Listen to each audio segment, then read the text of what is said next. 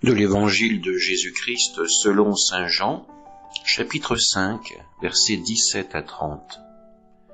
En ce temps-là, après avoir guéri le paralysé un jour de sabbat, Jésus déclara aux Juifs : « Mon Père est toujours à l'œuvre, et moi aussi je suis à l'œuvre. » C'est pourquoi de plus en plus les Juifs cherchaient à le tuer, car non seulement il ne respectait pas le sabbat, mais encore il disait que Dieu était son propre Père, il se faisait ainsi l'égal de Dieu.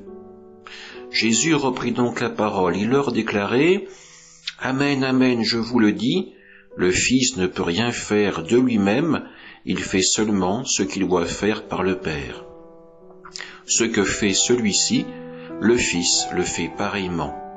Car le Père aime le Fils et lui montre tout ce qu'il fait.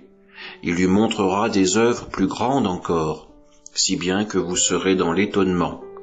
Comme le Père en effet relève les morts et les fait vivre, ainsi le Fils lui aussi fait vivre qui il veut. Car le Père ne juge personne, il a donné au Fils tout pouvoir pour juger, afin que tous honorent le Fils comme ils honorent le Père.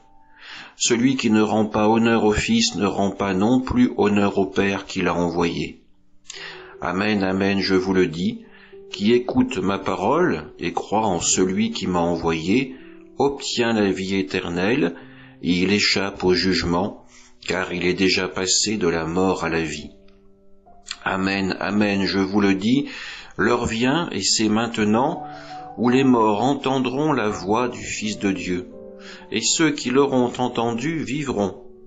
Comme le Père en effet a la vie en lui-même, ainsi a-t-il donné au Fils d'avoir lui aussi la vie en lui-même, et il lui a donné pouvoir d'exercer le jugement, parce qu'il est le Fils de l'homme.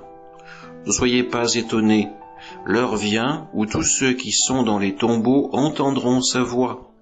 Alors ceux qui ont fait le bien sortiront pour ressusciter et vivre, ceux qui ont fait le mal pour ressusciter et être jugés. Moi, je ne peux rien faire de moi-même, je rends mon jugement d'après ce que j'entends, et mon jugement est juste, parce que je ne cherche pas à faire ma volonté, mais la volonté de celui qui m'a envoyé. Acclamons la parole de Dieu. Dans l'évangile de ce jour, nous retrouvons Jésus suite à la guérison qu'il a opérée hier à la piscine de Bethzatha. Cet homme qu'il avait guéri de 18 ans de maladie et à qui il avait donné cette consigne, « Lève-toi, porte ton brancard ». Bien sûr, nous nous le rappelons, cette guérison était intervenue un jour de sabbat, provoquant ainsi la colère des autorités religieuses. Jésus, aujourd'hui, affirme qu'il est le Fils de Dieu, une affirmation impossible dans la foi juive de l'époque. Comment cet homme, le fils du charpentier, pourrait-il être le Fils de Dieu ? En réfléchissant ainsi, les autorités du temple font la même erreur que nous. Ils estiment que Dieu doit rentrer dans le cadre de nos pensées, de notre manière de comprendre, d'appréhender les choses. Nous ne laissons plus à Dieu une quelconque liberté.